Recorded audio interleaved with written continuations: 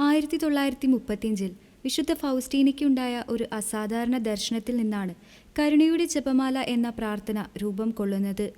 ദൈവം ഒരു നഗരത്തെ ശിക്ഷിക്കാനായി മാലാഖയെ അയച്ചപ്പോൾ അതിനെ പ്രതിരോധിക്കാൻ ഫൗസ്റ്റീന പ്രാർത്ഥിച്ചെങ്കിലും ആദ്യം ഫലം കണ്ടില്ല.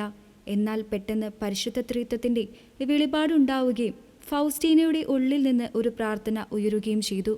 ലോകത്തിൻ്റെ പാപപരിഹാരത്തിനായി ഈശോയുടെ തിരുശരീരവും രക്തവും പിതാവായ ദൈവത്തിന് കാഴ്ചവെച്ചുകൊണ്ടുള്ള ആ പ്രാർത്ഥന ചൊല്ലിയതോടെ ശിക്ഷാവിധി നീക്കപ്പെട്ടു. അടുത്ത ദിവസം ദേവാലയത്തിൽ പ്രാർത്ഥിച്ചുകൊണ്ടിരുന്ന ഫൗസ്റ്റീനയ്ക്ക് ഈ പ്രാർത്ഥന എപ്രകാരം ചൊല്ലണമെന്ന് ഈശോ തന്നെ വെളിപ്പെടുത്തി കൊടുത്തു. ഇതിനെയാണ് ഇന്ന് നാം കരുണയുടെ കൊന്ത എന്ന് വിളിക്കുന്നത്. വ്യക്തിപരമായ നേട്ടങ്ങൾക്കപ്പുറം ലോകം മുഴുവൻ്റെയും രക്ഷ ലക്ഷ്യമാക്കിയാണ് ഈ പ്രാർത്ഥന നൽകപ്പെട്ടിരിക്കുന്നത്.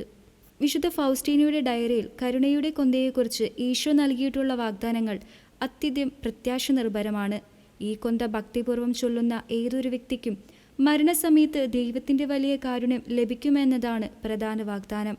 മരണസന്നരായവർക്ക് വേണ്ടി ഇത് ചൊല്ലുമ്പോൾ താൻ ഒരു വിധികർത്താവായിട്ടല്ല, മറിച്ച് കാരുണ്യമുള്ള രക്ഷകനായിട്ടായിരിക്കും പിതാവായ ദൈവത്തിന് മുൻപിൽ അവർക്കായി നിലകൊള്ളുക എന്ന് ഈശോ അരുൾ ചെയ്തിട്ടുണ്ട്.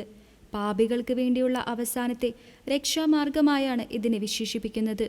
എത്ര കഠിന ഹൃദയനായ പാപിയാണെങ്കിലും ജീവിതത്തിൽ ഒരിക്കലെങ്കിലും ഈ പ്രാർത്ഥന ചൊല്ലിയാൽ അയാൾ ദൈവത്തിൻ്റെ അപാരമായ കൃപയ്ക്ക് അർഹനാകും.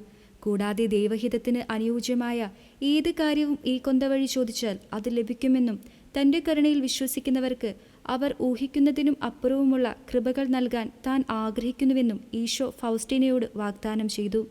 ഉച്ചകഴിഞ്ഞ് 3 മണി സമയത്ത് ഈ ജപമാല ചൊല്ലാൻ പ്രത്യേകം നിശ്ചയിക്കപ്പെട്ടിരിക്കുന്നു. കൂടാതെ കരുണയുടെ തിരുനാളിന് മുന്നോടിയായുള്ള 9 ദിവസത്തെ നൊവേനയായും ഈ കൊന്ത ചൊല്ലി പ്രാർത്ഥിക്കാവുന്നതാണ്.